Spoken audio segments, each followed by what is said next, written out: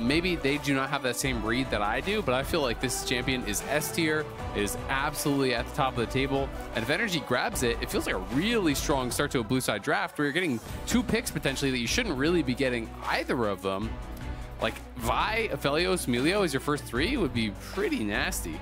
Well, let's see what they want to go with. Maybe there's some secret scrim meta where Milio's just been getting dumpstered. I'm not sure, but also a little bit surprised to see him left this far. Milio, you know, so far across all leagues is 94% presence and has a 57% win rate. And that's all leagues all over the world. So like in pro play, it is just kind of dominating, right? It is doing really, really well. It has been getting a tremendous amount of bans. It's not going to get picked up though. Yeah. Neither team seems to care about it at all. So either the supports just don't like playing it, or they have a read, as you're saying, that there's, you know, something that is kind of changed that they can actually look to really answer it. But we'll see. Yeah, NRG wanted the guarantee on the Vi Ahri combo instead. We know how strong that this mid-jungle duo can be, so they wanted to assure themselves that would be in their wheelhouse. But over on the side of TSM, they're even going to pick the Maokai up, making sure that they can grab their jungler before that pool could get pinched any further in the second round of the bans. Gnar, the ban from TSM, wanting to keep that one away from Dhokla. And it is worth mentioning we are on 13-12 in the LCS, so Milio has taken some nerfs, but you know, they weren't the hugest ones. You know, did get some armor nerfs, so he's a little bit more squishy, and his passive did get a nerf as well. So you know, it is not as much damage being added. Kind of specifically trying to target, I think, a lot of the Milio Lucian pairings. You know, trying to separate Lucian just from having, you know, these specific supports. And maybe, you know, maybe it is the read of NRG that the Lucian ban was a Milio ban. Maybe they felt like that is the only pairing that really could go with it. Right. Either way, Lulu going to be targeted now. Some supports may be getting some bans. TF going to be taken off the table. Really interesting, because we haven't really been seeing any of that. But I have seen some static shift TF pop up in some of the games that I've been playing. It feels like it's a pick that could work with it. And Insanity is definitely confident to be flexible. You know, brought out the Graves first time in the LCS history for a mid lane Graves to come out. So definitely could be looking for some more tricky picks. Yeah, I think it's all about Insanity. That's why you're willing to ban this away, because you're going up against a guy who's not as cautious about breaking the meta as other players might be. But Rakan locked in to be the support there next to the Jinx. This is locked in with Milio still not being banned in this second half. Gnar, Lulu, Twisted Fate, and Jace all banned away. Back over to NRG. Thinking about this Renekton here in the top lane, expecting it to go up against Ksante. Remember that can flex back and forth between mid and top. But there's the Milio, finally, the 5th pick for the blue side, the 9th pick overall in the draft. Milio finally goes over. Yeah, it is kind of crazy, you know, when you think it's falling this far, you know, but again, it is 13-12 that the LCS is on, so that is definitely having some impact on that. But so far, you know, in this split, it has been 100% presence, has been getting, you know, picked and banned every single game in the LCS. So to see it actually almost fall all the way through draft was surprising to me. So Insanity's going to be playing the Graves again this game, back in the mid lane. I was actually, when I was in makeup earlier today before the show started, TSM came in right after me, and Insanity was talking about, I said, hey man, awesome job yesterday on the Graves. He was like, yeah, messed up the build a little bit, could have got a lot more damage. I was like, oh, what changes would you have made?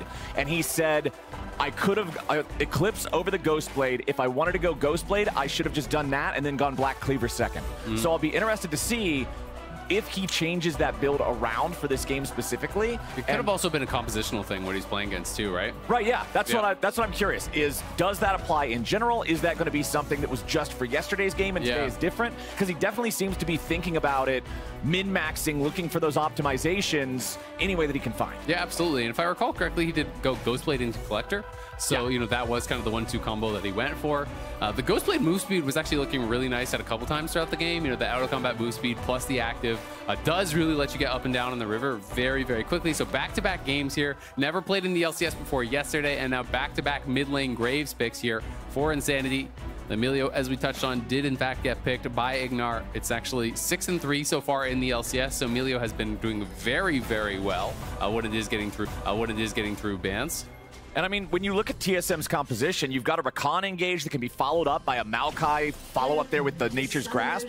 So Milio can get a lot of value out of the Breath of Life, like popping these big AoE CCs. And I'm going to be keeping my eyes on Ignar and seeing how successful he can be at that. Because Breath of Life has a long cooldown. If you're forced to use it on something lesser, if you're forced to use it at the wrong time, well, he's going to lose a lot of that teamfight value. Yeah, absolutely. And it's also a really nice pairing, I think, with Aphelios.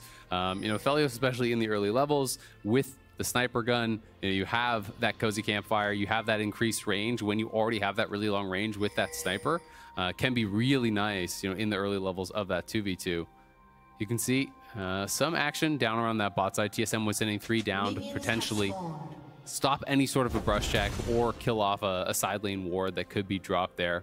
And Hauntzer just camping in that tri-brush. They're trying to make sure that they have eyes on everywhere that NRG could actually be looking for these invades. And now they should have full information of where that ward was placed. Yeah, and Hauntzer got the one in Tofo strike down on the Croc, but then wanted to back away so that he does not get hit with the immediate Renekton ability combo. But the Intofo strike doesn't actually do anything meaningful since Renekton's natural health regeneration just gets rid of it anyways. So only that ward on the Krugs is the result of those two just barely bumping into each other topside early. Yesterday when we were casting the first mid lane Graves game in the LCS, you talked about how, hey, when we had seen Graves in the past, in top lane in particular, he's got powerful push. He can take control of the lane early. The AoE aspect of his auto attacks unique to his champion. And then when Palafox is in the wrong spot there up against the turret so you can get that faster bounce back on the Q, Insanity's in a good spot. Yeah, you have to be really careful about getting hit by the detonation of that Q. That second half hurts so much if you do get tagged by it. So gonna have to be careful about that as Palafox. Hauntzer getting pushed back pretty heavily. You know, was not that close to actually getting level 2 there. You know, it was like a good full minion ahead for Dhokla. So Dhokla gets a really nice trade off of that. Is going to be able to push Hauntzer back and try to get Prio up on top side. We'll see what Contractz can do with this because both junglers have been completely tracked. Both junglers, you know, have information of where the other one is. Maokai, you know, skipped his red initially. He went Raptors all the way up to Krugs, then went to his red. Now he's clearing back down. You know, those AoE camps are definitely more Maokai's bread and butter on these jungle clears, and he wants to get them respawning really, really quickly so he can recycle them. So that is going to be the plan there. NRG has full push on bot side. Kind of as expected, Rakan really weak early laner. If you can't look for all-ins, and especially without that Xayah pairing, you just really aren't that strong in the 2v2. So pretty expected, I think, that NRG has the push there. But TSM, you know, getting that shove through mid is going to allow Maokai to potentially find some plays around there, or at the very least have Prio towards these scuttles. And we'll see if that mid lane Prio can mean something, as NRG is very far up here. There is no cleanse. I think FBI is probably dead. Okay, he tries to pop the Ghost, but the follow-up there with a grand entrance after the twisted advance means that Turtle should be getting the money for this one. There it is, first blood on the Jinx. Easy execution for TSM. Yeah, I'm going to be honest, that feels like a sloppy death just because you know that Maokai is clearing top to bot, right? They had him warded out on 2 camps. You know that he's coming down to that bottom side quadrant. Where else can he be? You are the only ones who really are vulnerable at that point. And you're very far up without cleanse. If you have cleanse, I think you can look for some sort of an outplay there. But without cleanse, the Maokai route guarantees the knockup from Chime, guarantees the chompers from Turtle. And if you're getting back-to-back-to-back CC'd, you're just not going to live. So a bit of a careless death, I think, from the NRG bot lane. But TSM out to a nice early advantage here. Yeah, Insanity got caught a little bit there checking to see and into the fog, and it was Contractz ready and waiting for him. So Contractz moving up, looking to steal away that chicken camp as Chime shows up in mid lane just to make sure Insanity is safe here. Ignar also taking a spot in mid, guaranteeing that the wave crashes into the turret. Bugi, again, similar to yesterday, is going to be really the only AP threat on the TSM composition. Ksante, Jinx, Graves means that armor, especially early on with some of those plated steel caps for the Bruiser champions, is going to give you a lot of value with 2 very auto-attack heavy champions in the Jinx and the Graves. Fortunately, for the side of TSM, there's no pure tank over on NRG's roster, right? There's no Sion, there's no Sejuani, so it's not going to be that massive amount of armor stacking. But if Dhokla gets ahead of the curve of the game, if he's able to get himself a big armor tank item as well as some steel caps, it could be difficult to put meaningful damage into him. Yeah, absolutely. I mean, it just kind of upgrades those efficiencies, right? You're going to be feeling good about any build with armor. One thing that is nice for TSM, though, is they have quite a bit of CC as well, you know, between Chime, the Chompers, between Bugi's lockdown, so the stun as well from Hauntzer. So at the very least, you know, if they are all building tabbies, well, then they're going to get punished for not having mercs. So there is something to be gained there. But yeah, you're not really that threatened ever as a frontliner by the AP damage from the Maokai. It's more just kind of poke and prod, and it's one of those little things that, you know, is nice to have, but not going to really meaningfully change what your opponents are building here. And with the Giant's Belt in inventory plus the red jungle item, you can always tell they're going to be going for that demonic embrace. The extra burns on burns on burns as Hauntzer goes all out, hitting level 6 before Dhokla does. Wanted to try to maximize that opportunity, but Dhokla does a good job disengaging from it, making sure that he doesn't give up too much health. And you can see TSM ready to start up the first Drake of the game. It's a Chem Drake first. So none of those early oceans that can give you that incredible laning power. Bugi ready to go in with a Hex Flash. They forced the flash back out of Contractz as he tries to escape. Vault Breaker back over the wall. Ignite dropped on him means he did not want to stay around any longer for that one. TSM forcing out the enemy jungler, chunking him down to half, getting rid of the flash. Means this should be a free Drake early on. Very fast first objective. Yeah, really well done here by TSM, being able to actually force that out. They get the flash, they get the dragon here. Going to be feeling good about it, and things going well for TSM again, back-to-back days. Yeah, that early game looking all right for him. The gold's still even between the two squads. You can see a little bit of a farm lead for Contractz in the jungle, but that's to be expected when Bugi takes the time to stop clearing camps and instead focus on that team-wide objective. Back up in top lane, Dhokla now level 7. It's Hauntzer level 6, so Dhokla back in charge of the level lead, but I'm expecting that to equalize here after Hauntzer cleans up these last couple of minions. Back down in bottom, again, you mentioned it earlier how FBI's first death just felt a little sloppy, a little bit unnecessary, a little bit disrespectful. So for NRG, hopefully they can avoid anything else like that. Of course, once Chime hits level 6, Bugi will be getting close to level 6 as well. And that's when it really becomes dangerous, because then those huge engage mechanisms are ready to go. Yeah, absolutely. Especially with FBI having no flash, right? You have to be pretty scared here. Chime could very well hit 6 prior to FBI actually having that flash back, and then he really is going to be a great target. Or even moving around the map, potentially catching Contractz, who just had his flash force at that last dragon.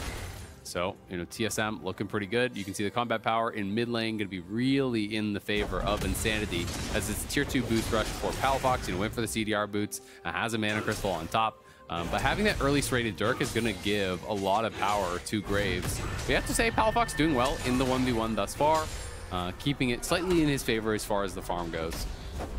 Yeah, 67 versus 64. Nothing to write home about, but hey, at least it's a positive number.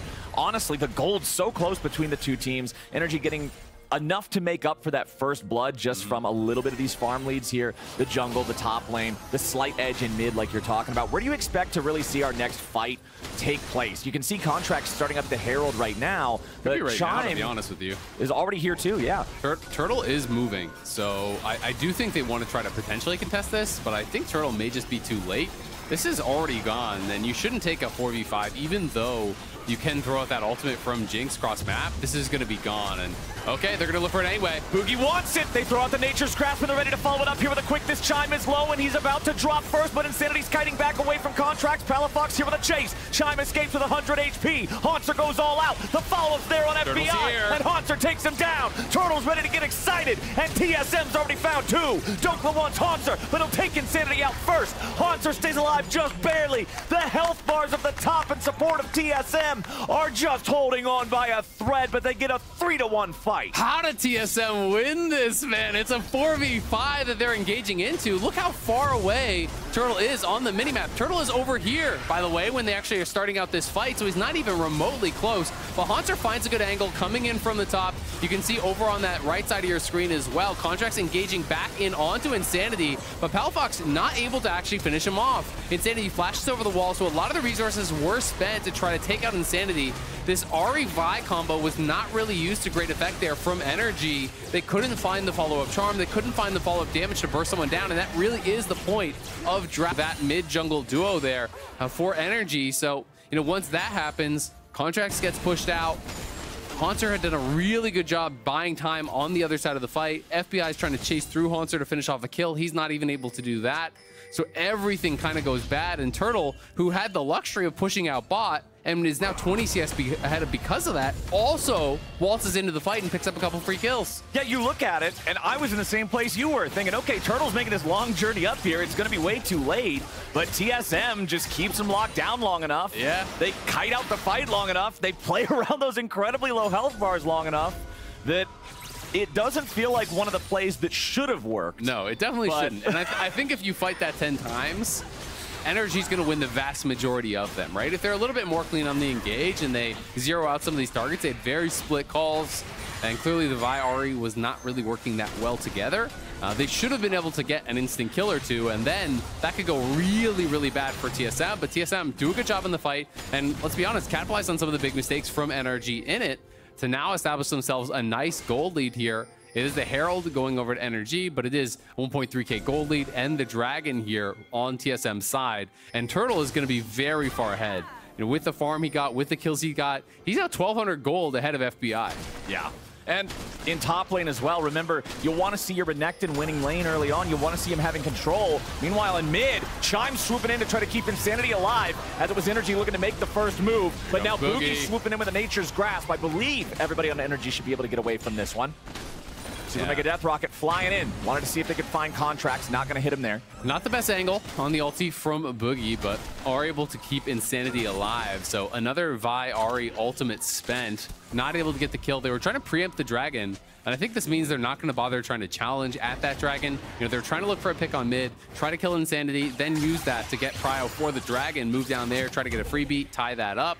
But at the end of the day, TSM do survive. They push back their opponents. This is going to be the second Dragon going their way, and the TP spent to go bot to answer the push there from Jinx because they didn't want to give up those free plates to WildTurtle, who's already very far ahead of the curve.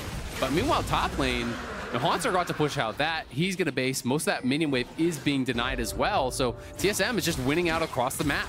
And the thing that I was going to say before we had the skirmish in mid is Ksante was the first champion on the map with a fully completed item. So the ability for the Renekton to bully him is going to be greatly diminished at that point. You can see the Gorge Drinker now completed for Dhokla. There's the Eclipse on Insanity. That's that build adjustment that I was talking about that he mentioned backstage before the show. So with the Eclipse built first, remember he's going to have that extra skirmishing capability with the proc from the shield and the extra damage, as well as having the scaling power of the percent penetration as you complete each additional item. Rift Herald summoned up in the top lane, gets that first plate, but the second one just a sliver away.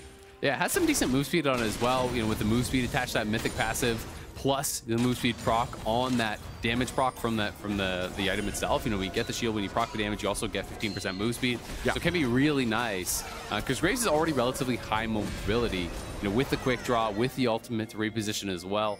Can be quite powerful. You know, you really want to be able to get backline access when you are going for these lethality builds. It's so much about getting that full combo out on the backline, softening them up, you know, for your Ksante, for your Maokai as well, to just try to finish people off. And Insanity had a great performance yesterday, especially in some of the fights that were really scrappy. Yeah. You know, in those messier fights where Jinx is always going to be the main target, right? You kind of have to win. You know, to win a fight, you have to kill Jinx, right? And especially when you're playing Vi Ahri. But that means Insanity can be left open sometimes. And if you are trying to fight through the Graves, he really can make you pay, as he did yesterday.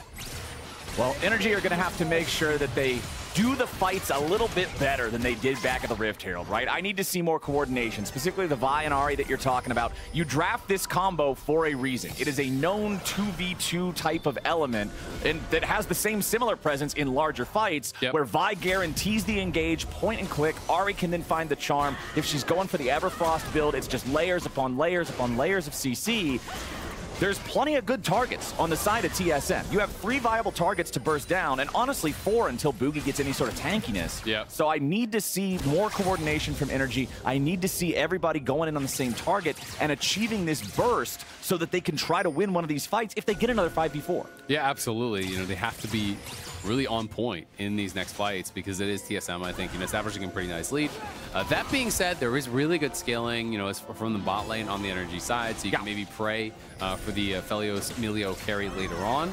I don't think that the front line is nearly as good, though, and that can be problematic as TSM looking for a fight here. Yep, Chime's ready to swoop in to try to help Bugi. They want to turn it around on Contractz. Super Mega Death rocket, and WildTurtle's ready to pop off. Dhokla has to disengage with the Dominus, and TSM already found one. NRG just delivering him a freebie.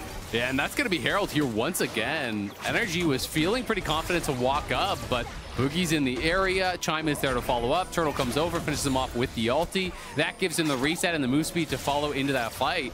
And Turtle's kind of just getting served up these free kills, it feels like, and is getting so far ahead of the pace of the game now that it's going to be really hard for FBI to have much of an impact, I think, on the game. And they're going to get this Herald off of this for free as well. So it's not just the kill, it is the objective there to follow it up. Now let's see how much Turtle has in inventory. Yeah, he had a good 1,500 in pocket. So goes back, buys up a BF, likely working towards the Gale Force. That is what we're almost always seeing these days. Yeah. Of course, you know, I talked about some of the other builds that you can go for yesterday. There are other viable mythics, but Gale Force is just so popular. It makes a lot of sense. Oh my God, he's gone. Palafox is... Oh, nicely done. He gets away. Not quite enough damage to burst him down there from TSM. Insanity does have the ultimate. The collateral damage is off cooldown. Maybe he just thought it wasn't quite enough damage to burst him, didn't want to lose the cooldown, hoping to make another play with it here soon instead. Yeah, I thought he was going to be able to zero him out with that ulti, but as you say, I just didn't think he had the read to actually get the kill. Palafox gets away. He will wipe the sweat off his forehead with that one. That was way too close for comfort. And NRG can't afford to be giving away any more of these freebies off of a random side lane play. They're starting to slip away from the game being as competitive as they'd like it to be. About a 2,000 gold lead at 16 minutes is something that you got to be mindful of. The game's not lost yet, but things are trending TSM, and it's not looking to change anytime soon. 30 seconds to go till the third Drake of the game spawns. TSM's already got the first two. Absolutely, and NRG really do want to try to make a splash in this league. You know, this is the first time they're back in the league for a really long time. They've been out of the league ever since, you know, relegation a long time ago. And I think the expectations were fairly high for this squad. People looked at CLG, they said, all right, you got fourth in spring. Most people agreed that it was going to be an upgrade for the bot lane. So people were thinking that they would at least be around the same area that they were in spring. But thus far, it has been a bit of a rough start. 1-3 throughout those first 4 games. And if this one goes the way it's going, TSM about to push them down to 1-5 and move above 500 themselves for a team that I think a lot of people had a lot lower in the rankings than they have been thus far. You know, I was expecting TSM to not look as good, but I also will say, I think Insanity has been a big part of their success. Agreed. And that is a big thing that I think, you know, has kind of changed from a lot of people's initial perceptions of this squad, is they were kind of judging it based on the expectation Ruby would be with the team. Well, Chime had to use the grand entrance to get back over the wall so that NRG couldn't collapse on him. TSM going after this third Drake. They want to force it down before NRG's able to contest. Contractz thinking about a vault breaker, but the Drake's already low. Nature's Grasp has been fired off, and now Chime's ready to lock down the enemy top laner. Dhokla's going to die before he can do much of anything. Super Mega Death Rocket goes in, and the Croc goes down. Finally, NRG gets one back, making it a 1-for-1, but Turtle's ready to pop off. He's on a rampage, and Ignar gets away. Still a 2-for-1 trade, plus the Drake over to TSM. Bugi, though, nice charm from Palafox to take him out and make it an even trade. 2-for-2. Yeah, good job by Palafox getting one back, but again, it's just more and more in the favor here of TSM. If you give up a Mountain Soul as a Ahri, you know, pick-based comp, it is not going to be looking good. You need to be getting those burst kills. They were able to knock down Insanity pretty quickly at the start of this one, and Palafox may have just found another, and he did. Nice. Nicely done. Palafox getting a couple kills as that one ends. You can see WildTurtle now moving to 7th most LCS all time on the assist list. Over 3,000 assists in his LCS career. It's been on him for a long time. We can watch this one more time. The charm does land on Bugi, obviously no follow-up there, and then Bugi just used the ultimate to actually secure the dragon himself. Insanity, though, going very far forward to get this damage down, and then in comes that Vi ulti, in goes Palafox. They're able to finish him off, so nice job there. The problem being, Turtle is completely ignored on the side, and if the Jinx is free-firing, you're just not winning the fight. It's kind of just how it works. So you really have got to find those windows to get into the back of him. And then Hauntzer here, just way too far up in lane. Yeah. Too much greed coming from Hauntzer. Thought he might be able to go down there, push out one more wave, but with Palafox still around, still having plenty of HP. Also worth noting that in that fight, you mentioned how Insanity went in really far to get his damage. His character died in the animation with his gun out to fire the collateral damage. It did not go off. The icon was still lit up and ready to cast as his body hits the ground. Yep. So some missed out damage there from the side of TSM that might have been able to pick something else up off of the back, but that gold lead that they had up to almost 2,500 did shrink back down to about 1,500 thanks to Palafox picking up those couple of kills on the back end. And now it's basically all on Palafox because he's the only one that has any sort of an advantage, right? Like he is 1,700 gold ahead of Insanity off the back of that fight. He is very big, completed the Shadow Flame, but his AD is 2,000 gold behind. You know, his jungler is down like 100, 200 gold. His top laner is a little bit behind, right? So everywhere else is in the favor of TSM. So it's really going to be this kind of battle of Palafox versus Turtle on who can carry more. So Palafox has got to be able to find this Jinx and really pressure him in the fights. And with the second item fully completed on Hauntzer's Ksante with the Thorn Mail on top of the Iceborne, on top of the plated steel caps, there's one AP champion on NRG. And so not only for you. Yeah, not only is Palafox the only guy who's got the ability and the money to really carry these fights, if he dies early on, Hauntzer just has impunity to do whatever he wants. Well, and I think that the beauty of these kind of builds is when there's solo AP threat on the enemy team, you just stack health and armor and you ignore them. Assuming it's not like a Zero, Cassio, or whatever, a tank killer, right, which is not in this case. If it's a burst AP champion, you just walk directly towards the enemy AD in the entire fight. And you make sure that the Aphelios can only ever hit you. And it becomes very, very difficult then for them to ever really have enough damage to actually threaten your backline, right? And you kind of create this fight where you have, you know, FBI and Ignar trying to deal with you as Hauntzer, and you have this like 4v3 almost on the other side. And I think that is really, really tough to deal with because Palafox and Contractz have to dive, and Hauntzer doesn't necessarily have to peel. I mean, that may be his role in these fights, but I also think if he's keeping FBI out and the rest of the squad is just peeling for Turtle, I don't really see how it's going to be a one fight for NRG. Especially with Turtle being 4-0-2 on his Jinx, 6 out of 7 kill participation, has the 2 fully completed items with that Gale Force like you were talking about, then going for the Zeal next. Just, this is so difficult to deal with from NRG's perspective, but the problem is we're just barely over a minute now until what'll be the 4th Drake of the game and the Mountain Soul potentially for the side of TSM. NRG knows they have to answer. Yeah, I think Mountain Soul is pretty much lights out, barring some crazy set of circumstances. So NRG has got to get there. They've got to get there early, try to get some vision set up in the area, and really make sure that they are properly prepared for this fight, that they can find the correct angles, because Contractz and Palafox can't fight front to back. They've got to be able to come from multiple angles, which really kind of requires that vision to be there early so that you can find some sort of way to approach the fight to get straight to Turtle, to get straight to Insanity, because you're not going to be able to fight through the Ksante and the Maokai and the Rakan. It's just not really going to happen. I like the pickup of the stopwatch here from Contractz because once he goes in, he's deader than a doornail. There's just no way out unless you do have that full invulnerability aggro drop. He's got a Divine Sunder and a Caulfield's Warhammer across the roll. You can see Bugi actually having the completed Radiant Virtue second, so significant bump in tankiness for the other jump. Yeah, and Insanity was pushing out top. He does have the TP if he needs it. Dragon spawning now. But again, it's TSM there first. It's TSM with the vision. They've spotted Dhokla, so Hauntzer is just marking Dhokla right now. NRG looks like they may be trying to go for Hauntzer here, but they are being spotted. Boogie's just going to go. Boogie wants to engage, but now they want to turn it back around in the tree. Contractz popping that stopwatch I was talking about as Boogie gets back away, and now the Nature's Grasp is unleashed. A teleport came out from Palafox, and all it was an early gift in the team fight. The carry on NRG just gives his life away. The soul is gone, and TSM is happy about how that one went. Palafox is going to want that TP back. Man, that was rough. Just right into the waiting arms there of TSM. I think his read must have been that the team is pushing forward and they're going to be beyond where I am TPing in. But when you arrive in the middle of the squad there, you're going to get locked down. It's point and click CC. And he was the real chance here for NRG. We talked about it earlier. He's the guy with the gold, so he had to make it happen, wasn't able to do it. And now it's going to be the Soul. It's going to be the Baron very likely here. Contractz trying to sneak around. We'll see if they can spot it. He does have vision on this Baron, but Insanity is hunting for him and has spotted him now. So just send Chime over the wall, chase him out, finish the Baron. But Ignar and Dhokla are arriving. This is going to get a bit awkward. NRG wants to fight it. Baron secured by the side of TSM. Dhokla here on the front line, taking the damage for now. Turtle's excited. 1 down, 2 down. And they're going to find the third. Ignar with a flash away as Insanity, stays on the chase here, looking for Contractz.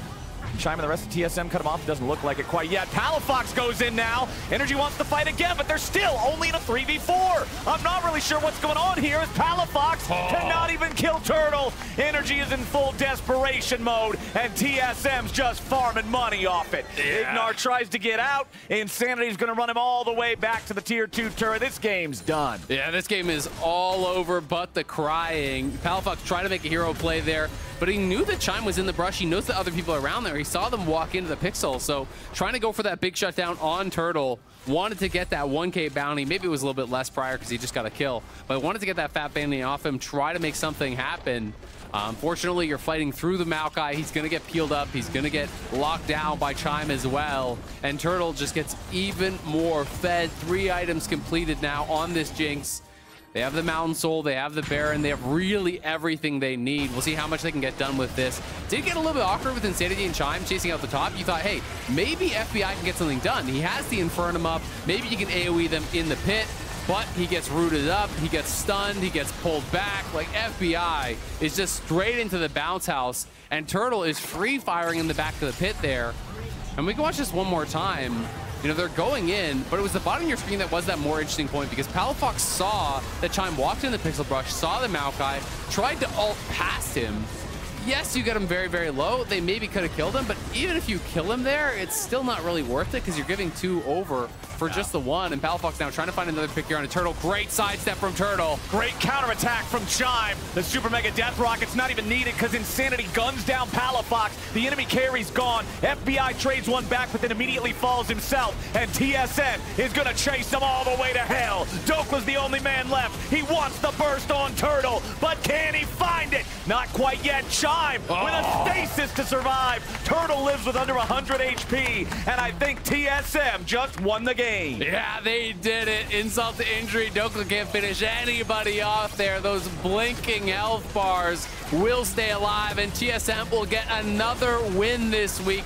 Back-to-back games with the mid lane Graves, with the Jinx, and with Turtle popping off. NRG will drop to 1-4. TSM will rise to 3-2. A 26.5-minute game. They played it well and they played it fast. TSM 70-5 take the win.